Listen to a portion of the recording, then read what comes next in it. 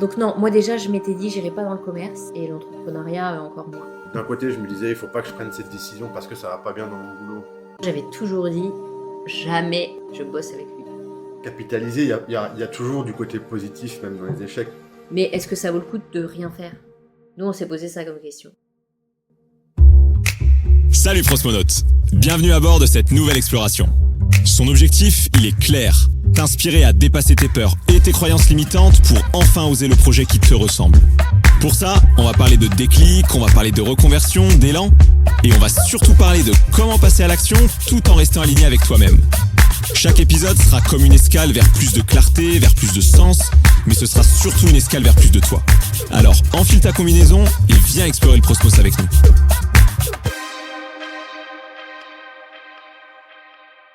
Alors, il y aura peut-être des petites voix d'enfants parce qu'on a votre fille Ouais. qui est là aussi, mais ça sera un des sujets du podcast, on y reviendra. Alors nous, c'est Benjamin et Camille, on est un couple déjà. On est depuis peu associés et gérants d'une agence immobilière sur Charleville, qu'on a repris. Moi, j'ai 28 ans, Benjamin. 36 ans. Voilà un peu. Ouais, Genre ok. Les grandes Non, mais de toute lignes. façon, après, on y reviendra plus en détail, mais comme ça, au moins, le cadre est posé pour ceux qui nous écoutent. J'aime bien démarrer le podcast par une question clé. Celle que je vous ai choisie, c'est quelle est votre définition personnelle du succès ? Moi, je pense que dans notre projet, puis même de manière générale, le succès pour moi, c'est vraiment être heureuse dans ce que je fais. C'est-à-dire que tous les matins, être contente de me lever, faire ce que je veux, comme je le veux, et que je sois en accord avec ça. Gagner ma vie correctement pour pas être dans le besoin, pouvoir faire des choses. Enfin, les gens ont entendu, on a une petite fille, donc être à l'aise pour s'occuper de sa famille, Ouais. voilà. Mais pas forcément plus. Je pense que c'est pareil, on en reparlera tout au long du projet, mais pour l'instant, nous, notre objectif, c'est pas de gagner des milliers et des cents, de faire grossir la structure, de franchiser, de ce genre de choses. C'est de tourner, d'être heureux dans ce qu'on fait, que les gens nous le rendent et qu'on gagne évidemment notre vie. On Ouais. aimerait bien gagner Mais notre c'est vie pas une comme course il faut. effrénée en avant Non. pour l'argent, quoi. Non, pas du tout. Ouais, je te rejoins là-dessus. Je pense qu'il y a une complémentarité de plein de choses. Il y a le facteur, être heureux, je pense que c'est super important. En même temps, de pouvoir gagner, entre guillemets, assez bien sa vie pour soit se faire plaisir, soit se faire plaisir avec la famille, les amis. La santé aussi, je pense. Notamment mentale. Pour le coup, passer du salarié à l'entrepreneuriat, ça fait vivre certaines émotions et certaines choses. Donc, si on arrive à avoir une complémentarité dans toutes ces choses-là, moi, je pense que ce sera un succès pour moi et pour nous, du coup. Alors, pour être honnête, je me doutais un peu de la réponse parce que du coup, on se connaît un petit peu maintenant. Mais je trouve que c'était hyper important de l'entendre. Comment dire, c'est assez sacralisé le succès, surtout dans l'entrepreneuriat où tu as beaucoup d'interviews, beaucoup de podcasts, etc., qui se concentrent surtout sur des gens qui ont réussi énormément, qui ont créé des très grosses boîtes, qui ont sacrifié une partie de leur vie, enfin qui ont plutôt consacré une partie de leur vie à ça et qui ont réalisé des millions ou des centaines de millions d'euros. Mais en fait, tout le monde ne se reconnaît pas forcément là-dedans, c'est parce que tout le monde cherche. Et donc je trouve que c'est vachement bien de le dire aussi clairement. Chacun a son succès, chacun a sa vision des choses. Sur le dernier podcast, on parlait de l'échec, de la relation à l'échec, dire t'as le droit aussi de te planter. Mais tous ces discours-là qui font qu'on y reviendra aussi après, ça peut être des craintes qu'on a au départ. Est-ce que vous pouvez me parler un peu plus de vos parcours respectifs, alors sans aller trop dans le détail, mais de comprendre un peu comment vous en êtes arrivé là? Donc moi, mon parcours, il est plutôt éclectique. De base, j'avais pas spécialement une vision claire et définie de ce que je voulais faire quand j'étais en études.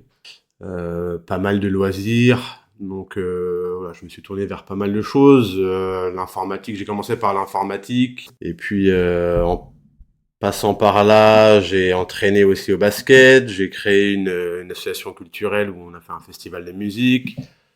Après, je suis arrivé plus sur le social et le médico-social, donc j'ai repris mes études éducateur spécialisé. J'étais diplômé en 2017. Donc voilà, je suis passé un peu par pas mal d'épisodes, plutôt différents, mais c'est ce qui m'a ouvert à pas mal de choses, ce qui m'a permis de faciliter, mais on en reparlera après, de faciliter aussi ma décision de reprendre l'entreprise avec Camille. Donc voilà, moi plutôt éclectique, sans jamais vraiment avoir quelque chose de bien défini, mais plutôt curieux et ouvert sur pas mal de choses et l'idée d'apprendre. Et ça, tu dirais que ça t'a permis en fait de t'enrichir mentalement, culturellement, enfin voilà, de voir différents de te nourrir de plein de différentes choses en fait. Ouais, Pour, complètement. faire Puis la suite de du parcours. découvrir des domaines sur lesquels, je pense à un festival de musique, j'y connaissais absolument rien. J'ai une personne qui est venue me voir un jour qui m'a dit ça te dirait pas de te lancer là-dedans et de créer un festival de musique. Bon ben j'y connais rien, mais allons-y, on va apprendre au final. Et puis de fil en aiguille, on apprend des autres, on apprend aussi à se découvrir, et puis on se rend compte qu'on est capable en fait de pouvoir faire des choses pour lesquelles on se disait au départ peut-être un peu compliqué ou je le ferai jamais en tout cas. Et on se laisse porter par les projets qui arrivent. Mais comme tu disais, juste pour reprendre sur la partie festival, c'est en mettant un premier pied que tu démarres un projet, puis après tu mets un pied devant l'autre. Et Ouais, c'est ça, et puis c'est comme ça, porté petit à par petit. d'autres personnes aussi. Si j'avais pas eu cette personne-là, Pierre pour pas la nommer, qui lui avait certaines compétences, si j'avais pas eu cette personne-là aussi pour m'accompagner dans ce projet-là et dans ce chemin-là, c'est sûr que je l'aurais jamais fait tout seul. Comme sur le projet là aujourd'hui avec Camille, si Camille n'était pas là, je l'aurais pas fait. Donc c'est aussi des rencontres et des personnes qui vont t'accompagner, qui vont te permettre de te lancer sur des choses pour lesquelles tu n'aurais jamais fait en tout cas. Et toi, Camille? J'ai commencé avec le droit, fac de droit, après le bac. Ça me plaisait, après c'était pas non plus une grande passion. J'ai continué parce que j'étais lancée et que je voulais pas arrêter pour ne faire je ne sais pas quoi. Et comme le juridique, voilà, ça me parlait, je trouvais ça très intéressant, très riche. J'ai pu du coup faire des stages et je me suis tout de suite tournée vers des stages qui touchaient à l'immobilier. Alors, soit notaire, soit agence immobilière, etc. Et puis, je me suis dit, ok, je veux faire ça. J'étais pas encore, je pense, assez mûre, assez prête à être sur le monde du travail après la licence. Du coup, j'ai continué en master droit notarial parce que ça regroupait plein d'aspects qui touchaient à l'immobilier. Ce qui m'a permis après, à la sortie du diplôme, d'être embauchée tout de suite dans l'agence immobilière qu'on vient de reprendre au final. Et j'en suis bien contente parce que je trouve pas que ça soit indispensable, mais par rapport à mon parcours, c'était ce qu'il me fallait pour sortir assez mûre et avec un peu de confiance dans le bagage que j'avais. Et ça me sert au quotidien. Et puis voilà, moi j'ai été 5 ans dans l'agence et puis là on vient de la reprendre. Voilà, j'ai pas beaucoup bougé. Ouais. C'est vrai que c'est tout frais parce que là, pour remettre un peu de contexte pour les gens qui nous écoutent, on est le 18 janvier et vous avez repris l'agence Le 16 décembre. le 16 décembre. Donc joyeux moisiversaire. Merci. Comme pour les enfants. Oui. Et du coup, c'est super transition pour la question d'après. Comment est-ce qu'on en vient à discuter avec son patron, tu vois, de reprendre la société? Est-ce que ça se fait naturellement? Comment ça s'est fait, toi, dans ton cas? Alors, moi, je pense que c'est un peu exceptionnel, je pense. C'est que moi, j'ai été embauchée le jour où Patrice, mon ancien employeur, m'a reçu pour parler d'une potentielle embauche. Il m'a tout de suite dit, OK, moi, voilà, cette agence, je l'ai créée en 92. C'est mon bébé, quoi. Je suis content de l'avoir fait vivre toutes ces années. Je sais que la retraite, c'est pour quelques années. Et je veux pouvoir trouver quelqu'un que ça intéresserait, qui serait passionné pour le reprendre et le faire vivre et pas forcément le revendre au premier venu ou à une franchise. Donc en fait, moi, mon premier échange avec mon boss, c'était salut, je t'embauche et si tu veux, dans quelques années, tu peux reprendre ma boîte. D'accord, ok. Alors, ouais. les conditions, elles n'étaient pas posées, évidemment, hein, mais moi, je ne savais pas si j'allais m'en sortir dans le milieu. Mais du coup, voilà, moi, ça a été super naturel. Ni lui ni moi, on avait des certitudes sur ce que ça allait devenir. Mais en fait, du coup, on en a toujours parlé. Tout au long de ces années, il y avait dans notre discours très naturellement un échange où lui il me disait bah tu vois si un jour c'est toi qui es là, bah tu vois tu peux faire ça machin, et moi tranquillement sans avoir de certitude de le faire non plus, mais je me suis toujours nourrie de cette option.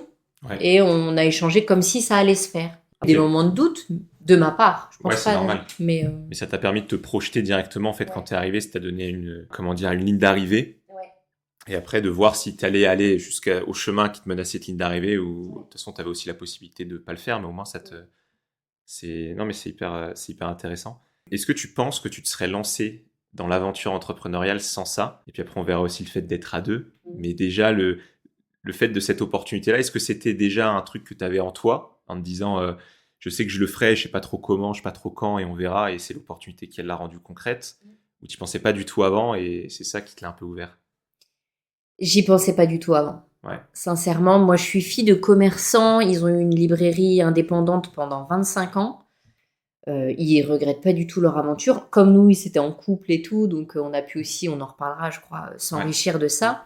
Mais j'ai toujours admiré ce qu'ils avaient fait, mais d'une certaine manière, ça me faisait un peu flipper aussi. Parce qu'en plus, bon, c'est un autre domaine, c'est la librairie dans la société actuelle, etc. Je les ai aussi vus un peu galérer. Donc non, moi déjà, je m'étais dit, j'irai pas dans le commerce. Et l'entrepreneuriat, encore moins. Donc vraiment, super. Allez. Comme quoi, ne jamais dire jamais. Ne jamais dire jamais, c'est clair. Donc non, sincèrement, je pense pas. Moi, je suis une personne qui travaille là-dessus, mais qui a un peu de manque de confiance en moi. En tout cas, dans le professionnel. Et donc, non, je pense pas que j'aurais eu ça. Ça m'aurait pas traversé l'esprit si ça avait pas été présenté comme ça. Et toi, Ben, parce qu'on va aussi y revenir, toi, c'est virage vraiment 180 à 180, ouais, complet. Tu te voyais, tu serais vu entrepreneur déjà un jour, avant ça? C'est une bonne question. Je pense que je me voyais pas entrepreneur, mais la porte n'était pas fermée. Comme je disais tout à l'heure, tout dépend des rencontres. Enfin, je suis assez ouvert sur les choses et tout. Alors, j'ai déjà pensé quand j'étais éducateur spécialisé, ça m'a déjà traversé l'esprit d'être en libéral, par exemple. Donc, c'est des choses que j'ai déjà imaginées, mais sans me dire, OK, un jour, je serai entrepreneur. Ouais, c'était pas un désir qui était ancré en toi. C'était ni fermé ni ouvert, tu pensais pas, puis après ça s'est présenté. Et des fois, faut écouter les opportunités de la vie. Ouais, c'est ça, faire les pour et les contre, se dire, bon, bah ok, pourquoi pas. Mais c'est vrai qu'à la base, non, je pense que jamais je me serais dit, un jour, je serai entrepreneur, et encore moins avec ma femme aujourd'hui. En mari-femme, associé. Faut écouter un peu aussi, être ouvert aux opportunités de la vie, et c'est ça qui permet aussi des fois de se dire, pas se mettre forcément trop de pression. Ouais. Et être un peu patient, des fois ça vient. Même si c'est pas évident de pas se mettre de pression, parce qu'on a souvent quand même un petit démon, ou en tout cas mécaniquement dans nos têtes, on a toujours des pensées négatives. La peur du changement et la peur de ce qui va arriver. Toi, tu arrives dans l'agence, Camille, la discussion, ça avance. À un moment, il y a la discussion de dire, est-ce qu'on franchit le cap ou pas? Toi, Ben, à ce moment-là, tu es encore éducateur spé. Ouais, c'est ça. Rien à voir du tout avec l'immobilier. Non. Comment est-ce que vous en venez à envisager ce projet en commun? Alors, c'est assez marrant parce que nous, du coup, voilà, on est en couple depuis 10 ans. Moi, j'avais toujours dit, jamais, au grand jamais, je bosse avec lui. On se supportera pas. C'est comme jamais je serai commerçant. Ouais, voilà, c'est ça, c'est marrant. Ouais. L'inverse. Il faut prendre tout l'inverse de ce que Camille dit sur le... Non, mais c'est vrai, on a deux tempéraments différents, mais en fait, là, en pratique, depuis qu'on a décidé de le faire ensemble, on se rend compte que cette vision des choses est hyper complémentaire. Un jour, je me souviens bien, on était là dans notre salon, et puis Ben vient me voir et il me dit, bon, voilà, qu'est-ce que t'en penses si je viens faire l'agence avec toi? Moi, ça tombe de nulle part, j'avais rien vu venir. Je me souviens m'être dit, oh là, qu'est-ce que c'est que cette idée? Et je t'ai dit, attends, je sais pas, j'ai tout de suite senti que c'était très sérieux de ta part. Je dis, il faut qu'on réfléchisse. On en a parlé. Et genre, le lendemain, on s'était dit, allez, ok, c'est bon. Let's go. C'est parti, quoi. Après, on a pris aussi beaucoup de conseils dans notre entourage. Tout à l'heure, je disais, mes parents ont fait une librairie en couple pendant 20 ans. J'ai aussi ma grande sœur, moi, qui travaille en couple avec son mari dans un garage automobile. C'est une question de respect mutuel, je pense, et de complémentarité. Et de confiance aussi. Et de communication.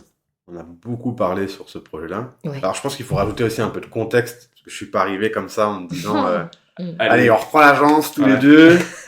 Donc voilà, moi, au niveau du travail, ça n'allait pas spécialement. Ouais.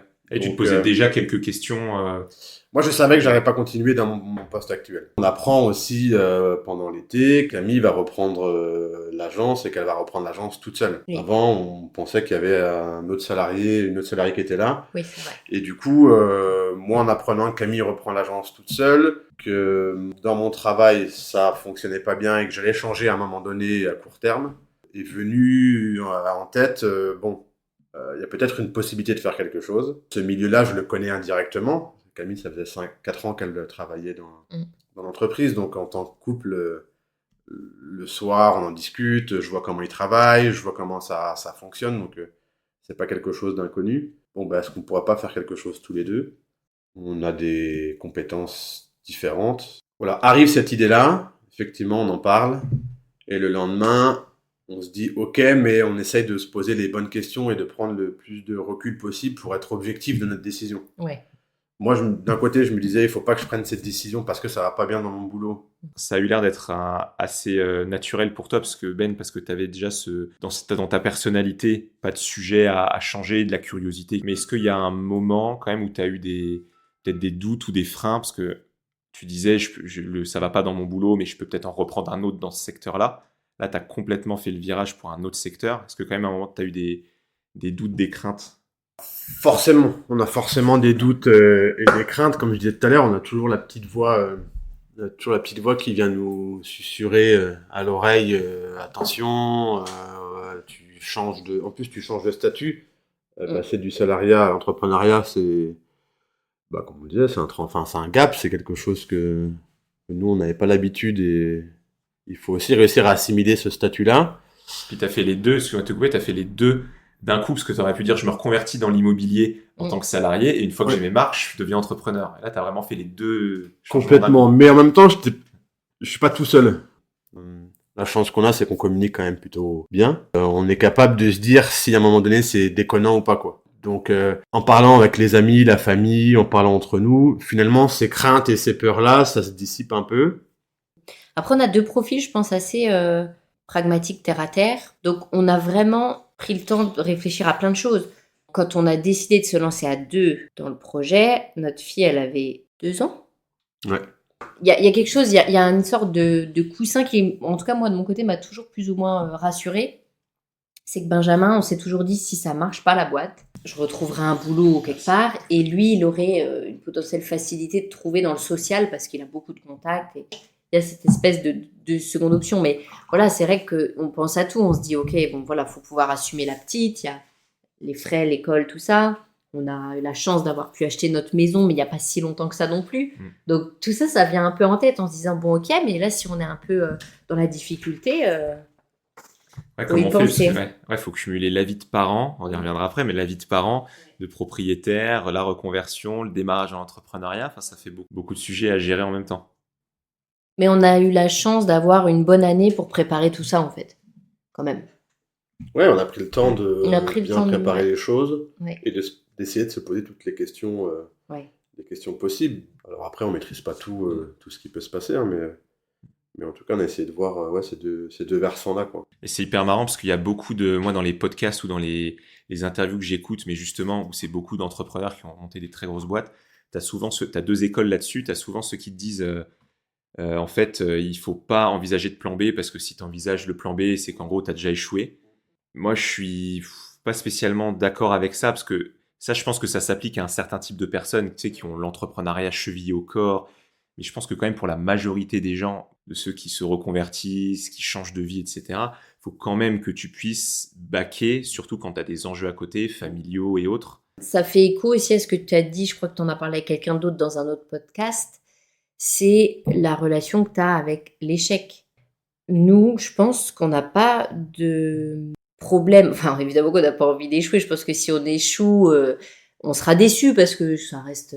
Mais c'est pas une fin en soi et on se laisse le droit d'échouer, quoi. Je veux dire, si ça se foire, c'est pas la fin de tout. Et c'est ça, c'est parce que c'est notre personnalité, hein. Nous, on a besoin de pouvoir comprendre ce que ça implique si ça se passe pas comme on veut. Je sais pas comment dire, en tout cas dans notre passé, dans notre vie, cette réflexion-là, même la faire face à une difficulté ou à un échec, ce qu'on a eu aussi dans le passé, moi, ça me donne de la force d'envisager, parce que je me dis ça peut mal se passer, ok, si ça se passe mal, c'est pas la fin du monde. Pourquoi ça pourrait se passer mal? Qu'est-ce que ça m'aide à anticiper et à dédramatiser. Donc du coup, en fait, tu réduis la peur. Parce que souvent, tu as peur parce que tu dis si j'échoue, c'est peut-être la fin de tout. En fait, quand tu prends du recul, tu dis si j'échoue, finalement, c'est pas si grave, il y a des alternatives, donc je peux essayer à fond et me lâcher d'autant plus dans le projet. Et puis souvent, avec les échecs, il faut aussi réussir à capitaliser. Il y a toujours du côté positif, même dans les échecs. Qu'est-ce qui a fait qu'on a échoué? Si la situation devait se reproduire, comment on gérait les choses? On les gérait forcément différemment. Mais quoi qu'il arrive, il faut aussi voir les échecs comme quelque chose où on apprend, quoi qu'il arrive. Pour soi, on apprend sur l'environnement extérieur. Ça permet de mûrir aussi sur certains aspects.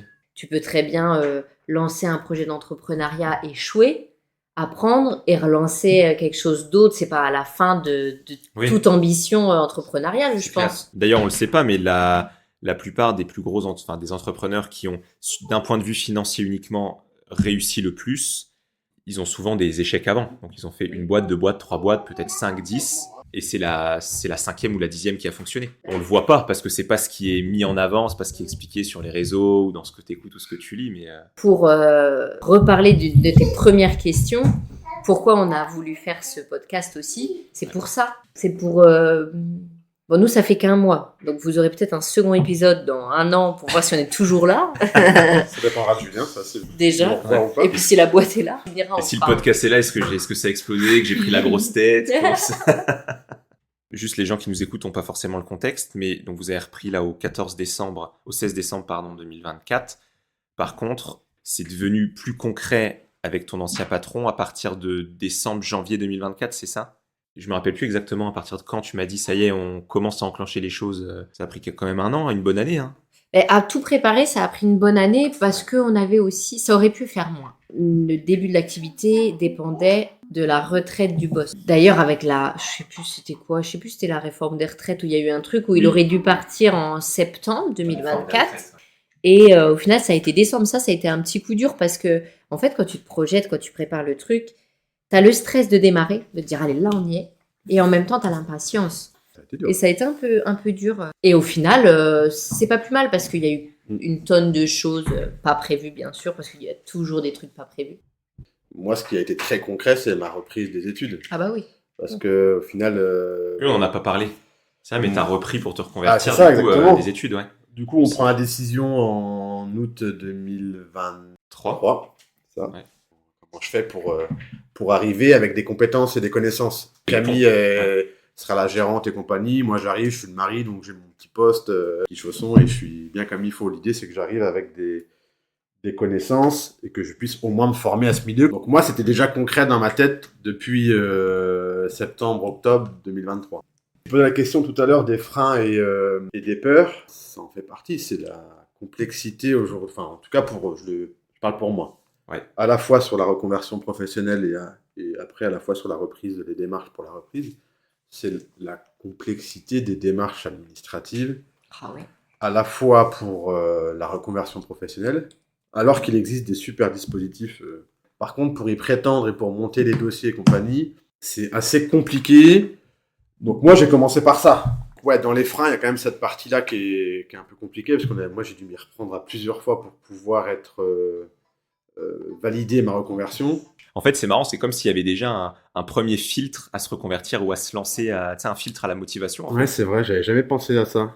Et effectivement, ouais, c'est vrai ça fait comme s'il y avait déjà une première étape, en tout cas, si tu veux être entrepreneur ou si tu veux faire une reconversion, tu as déjà cette étape-là administrative à passer. Et si tu la remplis, tu as déjà fait une partie du chemin. C'est le travaux d'Astérix. C'est ça. Le travaux d'Astérix, c'est ça. Ouais. Alors, moi, je sais pas si je vais spoiler un peu la suite de l'interview, mais là-dessus, je voulais dire que ça a été une vraie chance pour nous, parce que moi, j'ai continué à être salariée dans toute la préparation. Et Ben, avec son projet de reconversion, il a pu arrêter en fait d'être dans le social, dans son travail d'avant, pour se former. Mais entre le temps que prenait la formation, sa manière de s'organiser, et puis une fois que la formation était finie aussi, il y a eu du temps où il pouvait se consacrer uniquement à ça, à tous ces trucs de paperasse administratif.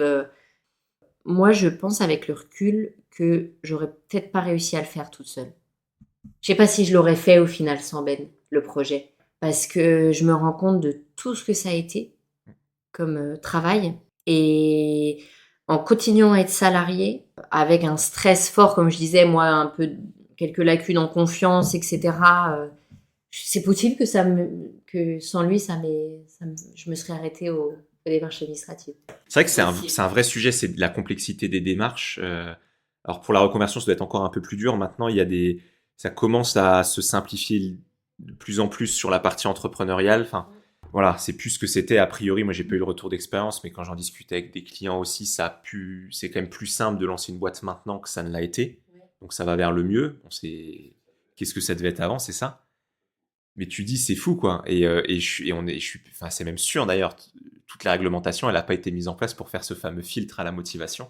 C'est des vrais sujets où on peut se dire, tiens, il y a des gens qui vont créer des boîtes ailleurs, etc. Mais tu as aussi au-delà de l'imposition, etc., tu as aussi tout ce sujet administratif. Oui. D'ailleurs, je voyais un sondage pour un précédent podcast, j'ai plus la stat exacte, mais les personnes qui voulaient se lancer, qui ne se sont finalement pas lancées, tu as une grosse proportion crainte de l'administratif. Alors, je pense qu'il y a des personnes qui vont dire qu'effectivement, ça fait partie du cheminement de l'entrepreneuriat. Moi, je le nuancerais un peu parce que je pense qu'on perd vraiment des personnes qui ont cette vraie faculté et ces vraies compétences et qui ont peut-être des idées changer peut-être les choses. Mais du coup, on va perdre parce que ce premier filtre-là, il est assez rude. Et peut-être du coup qu'ils partent à l'étranger ou qui font rien du tout. Et je trouve que c'est assez dommage pour le coup. C'est clair. On va pouvoir arriver sur un petit jeu. Ah, Un fameux jeu surprise à fond Le détendre. jeu surprise. Super. Pour casser un peu le rythme J'avais hâte. de ces questions profondes et philosophiques. Ouais, c'est la partie du podcast dont t'avais hâte. Ouais. Ah, j'ai vu le petit jeu, je me suis dit, Allez. ça va être Jeu sympa, surprise. j'avais hâte de découvrir ce que c'était. On va jouer aux devinettes, ok, sur le thème de la reconversion professionnelle. Donc on va quand même rester un peu sérieux, tout en s'amusant. C'est ça qui est beau. J'ai regardé un peu différents chiffres, notamment ceux du baromètre de la formation professionnelle sur 2023-2024, une étude aussi du CEREC qui était faite en 2022. Est-ce que déjà, vous sauriez me dire la proportion de travailleurs actifs en France qui envisagent une reconversion professionnelle? Ok. Enfin, quel pourcentage se dit, ok, pense à la reconversion? C'est en quelle année Ce chiffre-là, c'est sur 2023. Donc on est post-Covid, là où ça a bien explosé quand même, sur les volontés de changer et de faire ce qu'on a envie de faire. Moi, je dirais 50%. Ah ouais, 50%? Ouais. En vrai, déjà, dans notre entourage, on en connaît plein. Ouais. Je crois que j'en connais peut-être pas un qui est sûr de rester dans son truc. Comme ça, de prime abord, j'aurais dit entre 30 et 40%. Alors, tu as 49%, le sixième sens féminin, le Mhm. fameux, Le talent également. ou le talent.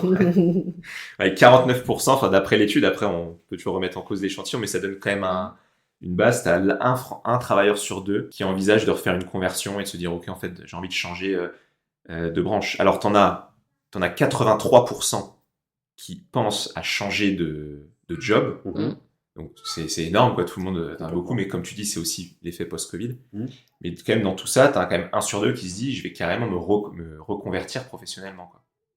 Ça pose question quand même. Hein. Ça pose question sur l'état du travail aujourd'hui, sur comment on conçoit son métier et son travail. Tu le disais tout à l'heure, effectivement, je pense qu'aujourd'hui, c'est plus facile de travailler une reconversion. Il y a beaucoup de dispositifs qui existent. Le Covid a beaucoup aidé aussi, je pense, dans la réflexion À pousser les gens. de son Ouais. travail Ouais. et la génération qui arrive aujourd'hui. Pour eux, le bien-être au travail, c'est un des critères les plus importants. Que les intentions, donc ceux qui envisagent, ça veut pas dire qu'ils le font forcément. Donc sur les actifs, t'en as à peu près 49% qui envisagent une reconversion professionnelle. Mais combien t'en as qui envisagent une reconversion professionnelle en créant leur entreprise, en se lançant dans l'entrepreneuriat, exactement comme toi t'as fait, Ben? Qui pensent à le faire Ouais, ou qui le font. qui pensent à le faire. D'accord. Qui pensent à le faire. Et donc ça, c'est pas un pourcentage des 49%, c'est pareil, c'est un pourcentage global Ok, sur de tous les actifs Ok. qui se disent je vais me reconvertir, certains 49%, mais qui se disent je vais me reconvertir en me lançant dans l'entrepreneuriat et en créant ma boîte. Je dirais entre 60 et 70, voire même plus, je pense. Ah bah, je suis pas du tout pareil. Allez, je moi. vais dire 70, moi. Pourcent? Ouais. Non, là c'est pareil sur tous les actifs. Ah, ok. Donc, ça peut ok, pas être ok, plus que ok. 40, enfin- Non, c'était ok. C'est pas la proportion, mais je vois ce que tu veux dire, c'est pas la proportion de ces 49%, c'est pareil au global. Moi, je dirais 20%. Je dirais, pareil, moi, je garderais entre 30 et 40, ce que je disais tout à l'heure. Super original. 33%, je dirais. Allez. 37,8. Ah, oui. Ah, bravo. Oh là là, on est complémentaires. Ouais, comme quoi chacun sa bonne Chacun réponse. ça. Donc en fait, tu as une majorité de ceux qui veulent se reconvertir en créant leur boîte. Donc avec des raisons diverses, plus de liberté, une meilleure peut-être rémunération différente, plus d'indépendance. Pouvoir concevoir son travail comme on le souhaite. Ah, ça, c'est séduisant. L'indépendance et Ouais. la liberté pardon, de s'organiser. Ouais, c'est ça. Que ça soit dans juste l'emploi du temps au quotidien, mais aussi dans les choix. Tu te poses, nous on est deux, on prend les décisions à deux. Donc si on se dit axe de communication, de marketing ou quoi, mais le fait de savoir que quoi qu'on décide, c'est nous qui disons oui ou non, c'est trop bien, je trouve. Et puis tu t'adaptes à la demande en face. Mm. C'est-à-dire que, on va dire, entre guillemets, le travail classique, le 9 midi de 13-17, des fois tu réponds pas spécialement à la demande qui est en face. Là aujourd'hui, si on a besoin de travailler le soir, on travaille le soir. Et si on a besoin de travailler un week-end, on travaille un week-end. Enfin, on répond vraiment à un moment précis à soit une demande, soit ou un moment aussi on est plus performant. Moi, je sais que c'est le matin où je performe un peu plus. S'il faut commencer à 7h30, 8h, on commence à 7h30, 8h. Enfin, Mais c'est pas obligatoire. Tu l'ajustes à ta vie aussi. Ouais, tu c'est ça. concilies mieux ta vie pro et perso là-dedans. Ouais, c'est ça. Ok, donc 37,8% qui pensent à se reconvertir en créant leur boîte. Donc là, on est encore une fois que sur les intentions. Maintenant, on arrive sur le concret. Combien franchissent le cap? tous les actifs, combien franchissent le cap de la reconversion professionnelle vers l'entrepreneuriat ou juste la reconversion professionnelle? Attends, du coup, il faut que je sois sûr de ce que je te dis. Il y a intérêt. Et là, il y a un challenge entre Camille et Sur moi. tous les actifs, combien franchissent concrètement le cap de se reconvertir en créant leur boîte? Je dirais 20, moi. Ouais, moi aussi. 3,8%. Oh la vache. Ok. Ouais. Il est beau ce moment de cette réaction spontanée là. Ça, on la garde. Ouais, donc en fait, tu as 10% de ces gens-là, les 37,8%. T'en as que 10%, donc tu as 3,78% qui franchissent vraiment le cap. Ok. Mais ça me surprend sans me surprendre. C'est profond ça. Mais ce que je pense tout à l'heure, je disais, on a quand même beaucoup de gens dans notre entourage qui parlent de ça. Et c'est vrai que malgré tout, ça fait quand même quelques années qu'on les connaît, qu'on Ouais. échange là-dessus. En fait, on se rend compte, c'est vrai que malgré tout, pour l'instant, il n'y a que nous qui avons sauté, fait le grand saut. Ouais, et puis maintenant, de plus en plus, l'entrepreneuriat s'est démocratisé. On entend de plus en plus parler. Ça a encore mis un coup d'accélérateur depuis la crise Covid. Donc maintenant, ça devient presque à la mode, entre guillemets. Donc tu as de plus en plus de gens qui se posaient pas la question avant, qui se disent « Ouais, tiens, ça me plairait ». Donc qui en parlent. Et d'ailleurs, dans les raisons, c'est quoi pour vous la principale raison? Ou même les deux principales, allez, qui font Une qu'ils démarche y vont pas. administrative. Moi, je pense pas à moi. Non, là-dedans, il n'y a pas. Il n'y a pas? Il est nul le... Ouais. Il est nul le C'est jeu. quoi ce sondage? C'est quoi ce jeu? C'est à revoir, ça à travailler. Bah, la peur de Ouais. passer du salariat à l'entrepreneuriat. Ouais, t'as un quart des personnes qui trouvent que c'est trop risqué. Mais je pense que ça rejoint ce que tu disais, qui n'ont pas une idée claire, qui sont dedans, parce que moi j'assimile souvent, parce que moi je l'ai vécu aussi, t'es un peu à un moment dans une prison dorée. Bon, sans s'en plaindre non plus, parce qu'on est dans une situation confortable, mais justement c'est le confort qui fait qu'en fait tu dis, bah, j'ai de l'argent qui tombe tous les mois, je suis bien, pour se faire virer en France en plus, faut y aller. Donc pourquoi est-ce que j'irais me mettre en risque, quoi? Et la deuxième raison, par rapport à l'actualité. Ah, bah, le contexte politique, économique, voilà. Ouais. Oui. C'est hyper intéressant parce que nous, on vient quand même de reprendre une agence immobilière dans un contexte où le marché immobilier, il est en souffrance fort. Alors, notre entourage nous a beaucoup soutenus et même moi, dans ma clientèle, ça fait 5 ans, donc j'ai des clients qui me connaissent dans le boulot. Tout le monde a la gentillesse et je pense dans leurs yeux, c'est de l'honnêteté, nous dire ça va le faire, vous allez vous en sortir, voilà. Mais malgré tout, je veux dire, il a été question de chercher un peu de financement en banque, etc. La galère. L'immobilier, c'est... Reprendre une agence immobilière maintenant, tu te dis, mais ils sont tombés sur la tête. Ils sont tombés Ouais. sur la tête. Ils lisent pas les Ce journaux. qui est peut-être arrivé d'ailleurs. Qui est peut-être le cas, on en reparle au prochain épisode. Ouais, c'est ça. Après, moi, j'ai mon boss donc, qui a fait ça 30 ans, qui a créé sa boîte en 92. Il m'a dit, tu sais Camille, en 92, le marché immobilier, il était pourri. Ça n'allait pas. Et il vaut mieux reprendre quand c'est un peu difficile, plutôt que quand c'est tout beau, tout rose. Il faut écouter un peu tous ses conseils et se dire, bon, bah, maintenant, on sait un petit peu ce que chacun pense. Est-ce que ça vaut quand même le coup de le tenter? Et puis voilà. Et puis après, il y a aussi à prendre en compte l'environnement dans lequel tu crées ton projet. Nous, on est quand même dans un département qui n'est pas très gros. Une ville de Charleville qui est pas très grande, hein, c'est 49 000 habitants. Il y a aussi l'aspect réseau, on connaît un peu de monde, le bouche à oreille, ça se fait plus facilement que dans les grandes villes aussi. Du coup, pour revenir sur le passage, ce que tu disais justement tout à l'heure, Camille, comment tu as réussi à faire ce changement de... Tu as été salarié 5 ans dans la boîte, qu'est-ce que ça fait mentalement? Encore une fois, nous, dans notre équipe, même si c'est moi la gérante, c'est hyper complémentaire. Et du coup, depuis la reprise, j'ai la chance de pouvoir compter sur Ben énormément sur de l'administratif, de la gestion, de la paperasse que tu n'avais pas en tant que salarié qui arrive en tant que chef d'entreprise. Donc ça, c'est un vrai plus pour moi parce que là, on a repris, on s'est dit, voilà, on a tout ce changement... mais ça veut pas dire qu'il faut qu'on se relâche sur c'est un métier de commerce, de prospection, de tout ça. Et du coup, il faut avoir le temps de bosser. Donc, notre complémentarité fait que ça n'a pas été trop difficile pour moi. Bon, la première semaine, il y avait des jours où je m'asseyais derrière le bureau du chef et j'étais là, oula, ça y est, c'est mon bureau, c'était hyper bizarre. Et en fait, c'est très vite devenu naturel. Et moi, franchement, je le vis très bien. On s'investit tous les deux énormément dans la boîte. Et comme nous, on n'a pas d'autres personnes à charge, on a une stagiaire en ce moment, mais voilà, on n'a pas au quotidien de salariés avec nous. On peut baigner dans notre hyper énergie à deux. Et du coup, voilà, moi, pour l'instant, ça me plaît. Je trouve ça très intéressant. Et il y a des moments un peu de stress, mais franchement, ça va. Et votre place à tous les deux, est-ce que vous en avez discuté avant? Est-ce que là, ça vient naturellement, le fait que chacun trouve sa place dans la répartition des tâches, dans les décisions à prendre? Parce qu'il faut aussi réussir à concilier la vie couple, c'est le volet perso, t'as le volet pro, sauf s'il y a un sujet sensible. Non, il n'y a pas de sujet sensible. Non. Mais j'imagine que c'est pas évident, parce que moi, typiquement, c'est un truc que j'aimerais pas faire. Dans l'idée, mais après, c'est comme toi, attention, tu ne disais, jamais dire jamais. Et je me dis, c'est fou comment on trouve sa place à la fois en tant que couple et à la fois en tant qu'associé. Après, en tant que couple, déjà, nous, on parle beaucoup. Voilà, on a trouvé un rythme, comme tu disais, ça fait 10 ans qu'on est ensemble maintenant. On a trouvé un rythme et des espaces de communication. On sait qu'à un moment donné, bon, ça n'empêche pas que il y a des embrouilles. Ouais. Comment on arrive à associer les deux, faut poser des règles claires, définir un cadre d'entrée de jeu où chacun s'y retrouve. Nous, ça a été très simple dès le départ. C'est Camille qui vient de ce domaine-là. C'est elle qui a cette opportunité-là. De toute façon, c'est elle qui a les aptitudes professionnelles pour exercer dans ce métier-là. Donc, c'est clair et net que c'est Camille la gérante et moi qui viens un peu en soutien, en support, d'où mon rôle, moi, d'assistant immobilier. Donc ça, déjà, c'était le postulat de base. Et après, pareil, c'est vraiment de la discussion. Chacun son rôle. Moi, l'idée, c'est de pouvoir permettre à Camille d'avoir le plus de temps possible sur le terrain. Après, sur la partie perso et pro, bah, c'est la même chose. C'est-à-dire que à la maison, on parle pas du boulot. Alors ça, excuse-moi, je nuance. C'était la règle. Bah, tu l'as...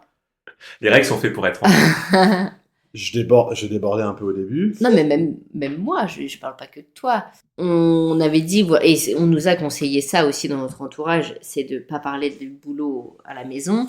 C'est quand même hyper dur, en tout cas au départ. Donc au début, on se disait, purée, on en parle tout le temps, tout ça. Après, on a été un peu indulgent avec nous-mêmes et on s'est dit, ok, ça vient de démarrer, c'est aussi normal de prendre ses marques. On arrive à faire de plus en plus d'efforts là-dessus, je trouve. Au tout début, on en parlait tout le temps, parce qu'effectivement, quand tu crées ta boîte, forcément, ça déborde. Il faut savoir aussi l'accepter que ça déborde au début, parce qu'il faut aussi pouvoir harmoniser les choses et tout. Au moment donné où ça commence à bien s'harmoniser, tu as réussi à dire à un moment donné, bah là, stop, là, je te donne 5 minutes, tu me déverses ton truc et tout. Et puis, dans 5 minutes, c'est fini. On est à la maison, on s'occupe de la petite. Ouais, heureusement qu'il y avait ça. Après, effectivement, on en parle de temps en temps, mais en même temps, ce serait quand même très compliqué de pas en parler. Ouais. Parce qu'autant quand tu es salarié, tu peux te dire, je sors du boulot, je claque la porte et puis le boulot s'arrête là. Autant quand tu es entrepreneur, que tu as ta boîte, des fois, tu as des galères, un stress, un truc que tu as dans la tête. Et d'autant plus, alors si la personne, c'est pas ton associé dans votre cas, tu peux dire, tiens, ça va la faire chier, je vais lui parler de mon sujet, ça va un peu l'embêter.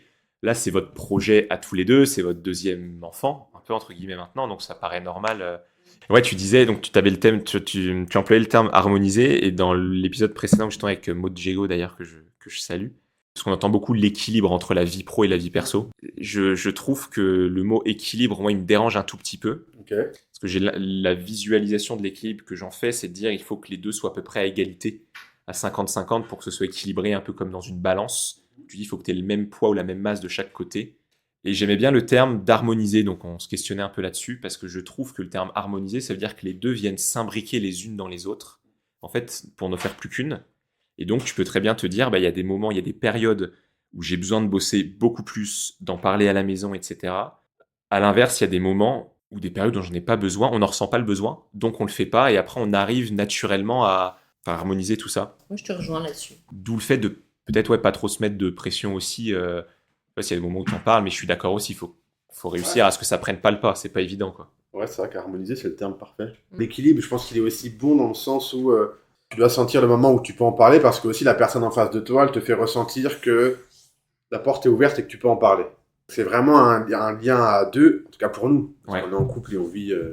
on sent aussi que la porte, elle est ouverte pour pouvoir en discuter, et quand la porte, elle est pas ouverte, on est capable de dire stop, on n'en parle pas, on reporte ou on en parlera plus tard. Et tu parlais de pouvoir organiser aussi quand il y a besoin de bosser et compagnie. C'est ce que vous faites, de toute façon. C'est ce qu'on fait aussi aujourd'hui. Et c'est le côté aussi facilitant d'être en couple pour le coup, parce que on s'organise entre nous. Il n'y a pas besoin d'appeler une tierce personne pour dire bon, il faut que je reste au travail parce que j'ai du boulot. Est-ce que tu peux t'organiser? Nous, on se voit tout le temps. On sait comment chacun s'organise. On sait qui il faut aller chercher, à quel moment, notamment la petite, il faut aller la chercher chez les grands-parents. Enfin, ça, c'est quand même facilitant. Non, mais t'as raison, de toute façon, c'est pas un sprint. Si tu pars trop vite et à fond, tu vas te cramer très très rapidement. Il faut réussir à avoir des temps où tu t'aménages. Moi, j'ai encore du mal avec ça. J'en parlais avec quelqu'un justement. Là, c'était cette semaine, j'étais pas trop bien, pas trop productif. Il disait, tiens, ça m'emmerde un peu. Je suis pas dans la productivité que j'aimerais avoir, etc. Justement, cette personne me disait, c'est pas grave, c'est ok. C'est ok de pas être à 100% tout le temps. Et donc, faut réussir à se dire, et c'est la liberté qu'on peut plus savoir quand on est à son compte. Je sais pas, à 15h, je suis pas bien, ça va pas. Bon, ok, je vais sortir 1 heure, je vais faire un tour, je vais me balader, ou je vais aller courir 3/4 d'heure. Je vais me vider la tête, et puis après, je vais reprendre de manière plus productive. Sans culpabiliser de te dire, je suis parti à 15h, j'ai loupé 1 heure de productivité, et du coup... Mais c'est réussir à sortir des carcans du salariat, du 9h midi et 14h, 18h. Il y a 2 sujets pour finir que j'aimerais encore aborder. Un, c'est sur le rôle de l'entourage. Comment vous avez perçu l'importance et le rôle de votre entourage dans ce projet? Moi, je dirais que c'était essentiel et déterminant. Sans notre entourage, on ne l'aurait pas fait. Que ça soit dans leurs conseils pour se rassurer ou pas, parce que comme on l'a dit, nous, on avait aussi besoin de se rassurer dans le pire des cas. Beaucoup de bienveillance. Moi, je trouve franchement, je pense même à la maman de Benjamin, par exemple. Chacun aide différemment, mais c'est vrai qu'avec Iris, qui a 3 ans un peu passé là, il y a l'école, il y a le mercredi, il y a les vacances scolaires, que ça soit sa maman qui nous aide tous les jours, clairement. Et puis mes parents, voilà, dès qu'ils peuvent, le week-end, les vacances, tout ça, tu sens qu'il y a quelque chose dans ton entourage de « Ok, c'est génial que vous vous lanciez, bravo et tout. Chacun essaye de faire un peu pour te filer un coup de main d'une manière ou d'une autre. » Enfin, moi, je le ressens comme ça. Ouais, puis dans la bienveillance, il y a à la fois le côté motivationnel, mais il y a aussi le côté où... Motivationnel? Je crois que ça se dit aussi. Enfin, motivant. Mais je crois que ça se dit aussi, non? Ouais, je pense que ça se dit. Ah, pardon, ma bad. On ira voir ça, on va passer pour des gros incultes. Soit pour montage, si c'est bon, tu le mets, si c'est pas bon. Donc, ce côté motivation. On est au naturel là, ce sera pas coupé. Mais le côté aussi où il t'amène à réfléchir et à te poser les bonnes questions. Est-ce que.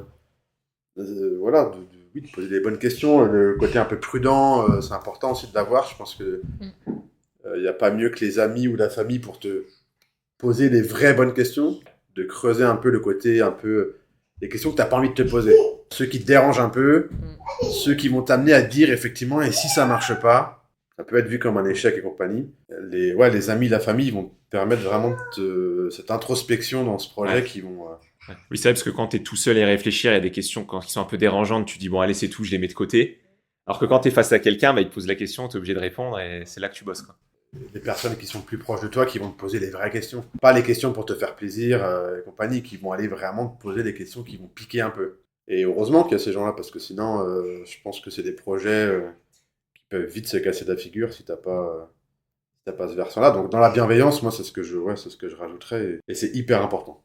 Pas hésiter à en parler, à prendre les retours. Des fois, c'est pas évident parce que y a des retours qui peuvent ne pas faire plaisir, mais il faut réussir à les prendre positivement, enfin, en tout cas de manière constructive, voire même de pas se décourager si jamais t'as un oncle, un cousin qui dit ouais, ton idée c'est vraiment pourri.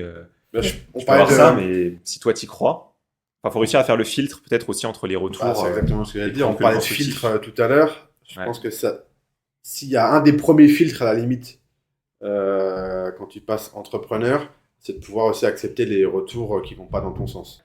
Et maintenant, c'est qu'est-ce que tu en fais de ces retours-là? Est-ce que ton ego va te dire que bon, je m'en fous, ils comprennent rien et puis moi je suis plus intelligent? Ou est-ce que tu vas réussir à apprendre à faire un pied de côté et à te dire ok, s'ils m'ont dit ça, il y a peut-être des choses à réfléchir, à anticiper, à comprendre? On a abordé donc pas mal de sujets pendant cet épisode, beaucoup de questions philosophiques, de pensées, d'expériences vécues, etc. Là, j'aimerais qu'on rentre un peu dans le concret pour la fin. On parle beaucoup de réussite, on montre souvent les bons moments dans l'entrepreneuriat. Il y a aussi des moments plus compliqués, c'est pas linéaire. Et donc, j'aimerais parler de vos premières et de vos principales galères, sur ce que vous voulez ou pouvez dire. Vous avez repris, ça a été quoi les premières complications? Bon, moi, la première galère qui me vient au moment de la signature, ça y est, Camille est gérante, on a monté notre boîte. La première galère, c'est l'organisation Oui. de notre travail. Même si on a préparé nos rôles, nos statuts et compagnie, là, on arrive, on ouvre la boutique, on est tous les deux, et ça y est, on y va. Et on a passé quand même, 15 jours. ouais, j'aurais dit 10-15 jours à courir un peu partout. Les journées, on Parce les que, voyait pas passer. parce que peut-être pas encore assez organisé, pas assez réfléchi, des emplois du temps, comment on peut organiser cet emploi du temps-là. Du coup, ouais, on a passé 15 jours à courir un peu à droite à gauche, en voulant répondre à tout de suite, comme si tout était une urgence. Oui, voilà, exactement. Très Comme on bien. était gérant, Ok. Ouais. bah, tout ce qui va arriver, la moindre question, une personne qui nous envoie un email pour avoir des informations sur un bien, c'est limite si c'était au même stade que il faut un document, transmettre un document chez le notaire parce que la signature c'est demain matin à 8h et il est 17h. Tout était au même niveau et à un moment donné on s'est dit on peut pas. On Enfin, tiendra là pas. c'est 2 semaines On a été capote après. cuitas.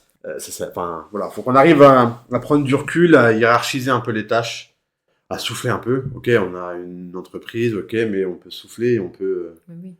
réfléchir à comment on bosse. Ça a été pour moi la première vraie galère. Donc bien définir les priorités, ce qui est important, Ouais. ce qui l'est moins. Et moi, je rajouterais juste un petit truc aussi, c'est que, purée, on s'est dit, ça fait 1 an, voire 1 an et demi qu'on prépare le truc. On pensait avoir tout bien préparé, et puis on arrive le jour J, des trucs bêtes, mais l'abonnement Le Bon Coin, nous, dans notre métier, on fait des publications, tout. Ça a été la course, parce qu'il fallait signer les contrats, les machins qu'on n'a pas anticipé comme il fallait avant. Des trucs logiciels, des choses, voilà, une tonne de contrats et tout à remettre un peu à jour ou à signer et tout, et qu'on pris vachement de temps les premiers jours et qui étaient un peu usants, où on pensait être bien préparé, en fait. Ouais, c'est plein de petits réglages de toute façon, et justement, mais que tu découvres, il y a des choses que tu peux pas non plus tout anticiper. Il faut être ok avec ça. T'arrives et puis il y a des aléas aussi. Hein. Et puis il faut se dire que, alors, là je parle pour nous, mais les retours qu'on en a eu, ça a l'air d'être un peu pareil partout. Quand on rachète un fonds de commerce, on a la projection de se dire, ok, on a racheté le fonds de commerce, on a tout préparé, tout est bon, on signe, il y a pas de galère, il y a rien. Et en fait, on se rend compte que voilà, il y a toujours des petits trucs qui restent à gérer, des petites choses à... Mais c'est vrai que par rapport à quelqu'un qui ouvre son entreprise, nous, en fait, on a racheté un fonds de commerce, mais on a créé une nouvelle société. Donc, voilà, notre nouvelle société, c'était une page blanche, mais le fonds de commerce, ça englobe un certain nombre de choses importantes, et t'as beau préparer comme tu peux les trucs, tout se passe jamais comme t'as prévu. Tu te poses des questions, tu dis ok, ça c'était pas prévu comme ça, est-ce qu'on le fait quand même quelques jours avant? Nous, là, on rentrera pas dans les détails de tout, mais je veux dire, il y a eu les 15 jours qui ont précédé le rachat. À un moment, on s'est dit, mais on le fait ou on le fait pas? 3 jours avant. T'as ce truc, en plus, c'est juste avant, psychologiquement, tu dis, j'arrive vraiment au bord du précipice, Ouais. est-ce que je fais ce dernier pas Puis c'est des infos que tu récupères à la fin, donc tu te dis, Voilà. puis à un moment donné, tu te dis, bon, ok, on a tout préparé pour cette aventure-là. Mm. Donc on arrête aussi de trop réfléchir, quoi. C'est On y aille. C'est on se la lance. peur. C'est la peur aussi, parce que du coup, certes, il y a des choses qui n'étaient pas prévues, qui sont pas parfaites dans notre plan qu'on avait en tête, mais ça veut pas dire que ça c'est pas faisable. Ça sera faisable différemment, peut-être avec des difficultés, mais est-ce que ça vaut le coup de rien faire? Nous, on s'est posé ça comme question. Et en fait, on s'est dit, bah non, ça vaut pas le coup de rien faire. Peut-être que c'est la mauvaise décision, on verra, parce qu'on a encore des choses... En fait, comme voilà, on reprend toute une activité qui a eu 30 ans de vie, on continue à le faire perdurer différemment, mais du coup, voilà, il y a des choses qu'on ne peut pas laisser derrière nous. Ouais, je suis 100% d'accord. Et tu as un coût à l'inaction qui est énorme et qui est vraiment sous-estimé. Et si tu fais le parallèle pour les investissements financiers, par exemple, quand tu regardes, si tu places par exemple de l'argent, tu dis chaque mois, je vais mettre 100 euros par mois ou 50 euros par mois sur, je sais pas, sur un PEA ou sur tel ou tel produit. Et en fait, tu as après ce qu'on appelle donc les intérêts composés qui font que au début, 100 euros, au bout d'un an, ça va peut-être en faire 103, 104, puis au bout de 2 ans, 112, etc. Donc au début, c'est pas grand-chose, mais en fait, sur 15-20 ans, tu as un écart qui est énorme juste par la création de ces intérêts composés, des petits qui font des petits. Donc, c'est exactement la même chose. Tu as ce coût financier. Si tu n'avais rien fait au bout de 10, 15 ou 20 ans, tu as une perte, un manque à gagner financier qui est énorme. C'est la même chose dans l'entrepreneuriat, mais c'est la même chose dans les projets en général. Oui. Non, et voilà. Et juste pour finir sur la partie organisation dont on parlait tout à l'heure, urgent, important, etc., ça m'a fait penser à un concept, je ne sais pas si vous connaissez, c'est la matrice d'Eisenhower, où en fait tu vas classer tes tâches. Pour ceux qui nous écoutent, c'est aussi un conseil important que j'essaie de m'appliquer, mais qui n'est pas évident non plus. C'est le fait de dire qu'est-ce qui est urgent et important, c'est la priorité. Qu'est-ce qui est urgent mais pas important. Qu'est-ce qui est important et non urgent. Et ensuite, qu'est-ce qui est ni urgent ni important. Et en fait, quand tu fais ce travail-là, tu te rends compte qu'il y a déjà un bon bloc que tu peux évacuer de ta to-do, quoi. Complètement. C'est pas simple. Ouais, non, c'est pas facile à faire. Je l'ai pas encore fait, mais c'est un bon exercice. Bon, bah merci. Merci d'être toi. venu. Merci à toi pour l'invitation. C'était génial, c'est hyper intéressant de parler de tout ça. Ça va, votre retour d'expérience, qu'est-ce que vous en avez pensé? Bon, c'est plutôt cool, et puis ça permet de prendre du recul sur finalement notre premier mois. Oui. Moi, ça m'a permis de réfléchir, de reprendre du recul, de me reposer des questions. Et puis après, l'exercice, c'est plutôt cool. Ouais. Content que ça vous ait plu. Ouais, carrément. Et ça, je le dois à la dernière personne, Mojego, là, donc je l'embrasse, avec qui j'ai fait le podcast juste avant, qui m'a dit, elle a pour habitude de demander toujours à la fin le meilleur moment et puis justement ce qui pourrait être amélioré. Donc elle m'a dit, fais-le, vole-moi cette idée, enfin, ce concept, cette façon de faire, applique-le aussi, comme ça tu pourras... Voilà, donc ok pour ce qui vous a plu, le fait de l'exercice, premier exercice, puis le fait de pouvoir prendre du recul sur l'activité. Et sur la deuxième partie, qu'est-ce que vous auriez amélioré, changé? C'est dur, hein? C'est dur, parce que c'est le premier exercice dans ce domaine-là, donc on n'a pas non plus de grande connaissance. On te connaît un peu, on ne veut pas non plus te faire trop de mal. Ce sera en off. Ensuite. Moi, je trouve ça bien parce que je connais pas trop les autres podcasts de ce type-là, même si de l'entrepreneuriat, du salariat à l'entrepreneuriat, on sait qu'il y en a pas trop, c'est pour ça que c'est intéressant que tu le fasses. Mais c'est pas trop focus sur les chiffres, etc. Tu sais, à un moment, tu as parlé le petit quiz, tu as dit des chiffres, etc. Je trouve ça hyper intéressant. Et en même temps, il y en a pas trop. Au contraire, il y en a pas beaucoup. C'est surtout axé sur notre discussion et toutes les ficelles que ça va amener à aller chercher. Et je trouve ça bien ça. Ok. S'il y avait une chose à dire, du coup, pour moi, à améliorer, c'est peut-être ce côté transitionnel, du coup, avec le petit quiz de tout à l'heure. Peut-être l'amener différemment. Où on va en amener d'autres. Ah oui. Tu sais, c'est entre chaque partie ou des choses comme ça. D'accord. Du coup, ça amène une petite interaction qui est différente. Et ça fait... Et ça coupe un peu le rythme de la discussion. Ça pourrait être ça. Ok. Et la prochaine, c'est autour d'un apéro. Voilà. Ouais, et puis un lot à gagner pour le quiz parce que j'étais quand même bien partie. 1-1, je crois, du coup, sur le quiz. 1-1. Et prochain podcast, du coup, rendez-vous autour d'une bière. Un ring. Ouais. Autour d'un ring. Autour d'un ring. On mettra les gants. Ça marche. Ben, merci beaucoup, en tout cas, d'être venu. Merci à toi, Julien. Avec plaisir. Merci à tous ceux qui nous écoutent encore jusque-là, parce qu'il faut tenir jusqu'au bout. Ouais. Et puis, à bientôt. Retrouvez toutes les explorations des Prosmonautes sur notre site prosmonaute.fr ou sur nos réseaux sociaux Instagram, Facebook et LinkedIn. N'hésitez pas à vous abonner. Et retrouvez l'évolution de Camille et Benjamin directement sur leurs réseaux sociaux Facebook et Instagram ou sur le site internet de leur agence ingimmobilier.fr. Merci à tous et à bientôt pour la prochaine transmission.